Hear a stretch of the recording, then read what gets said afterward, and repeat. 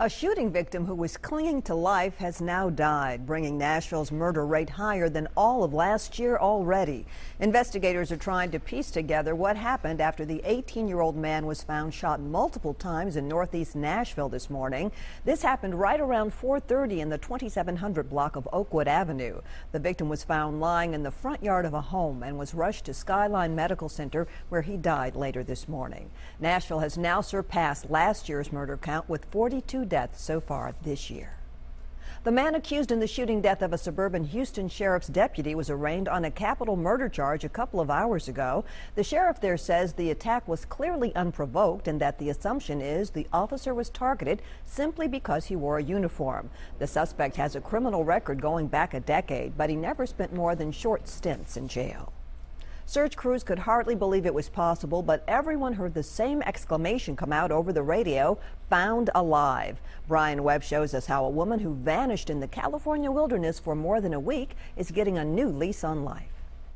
We have voice contact with our missing person. The hiker was airlifted to a hospital after surviving 9 days alone in the Sierra Nevada mountains. Luckily, we were able to find a really large place to land about 200 yards south of where they found her. So we didn't have to utilize a hoist. We were able to land and walk her over to the helicopter.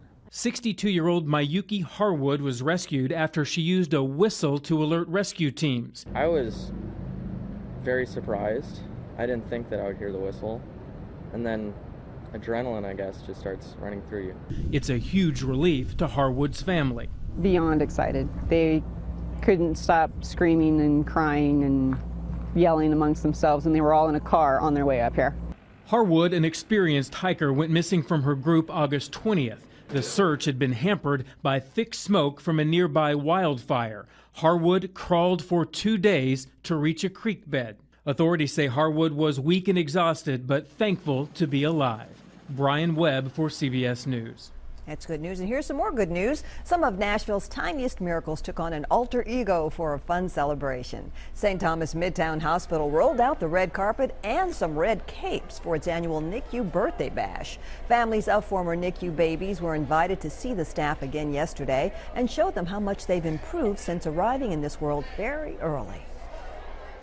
I've seen several of the nurses here today watching children walk and encouraging them to come across the room, to talk to them, to sit on their lap. And it's just a really special time for them to come together with the babies that they knew when they were so tiny, and now they're growing up. This year's theme was superheroes. The kids were dressed up in costumes, even some of the staff. Mom and dads got in on the fun too. Happy to see all of them thriving and looking so good.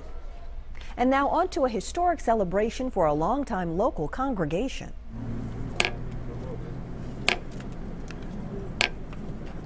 Lee Chapel AME Church consecrated its new worship facility Sunday. The church has been part of the North Nashville community for 100 years, but they needed a new building. The church looked at opportunities to build elsewhere in the city, but the members wanted to stay in their original North Nashville area. After decades of fundraising, they proudly showed off their new $3.5 million facility that will be a powerful reinvestment in the community. The entire building is new. The new fellowship hall, the first aid room, the sanctuary.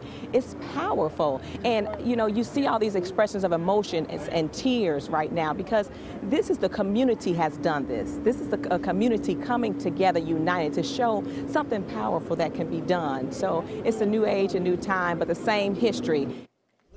The church is excited to expand a lot of their current services to the rest of the community, including Meals on Wheels, a health ministry, and a learning center.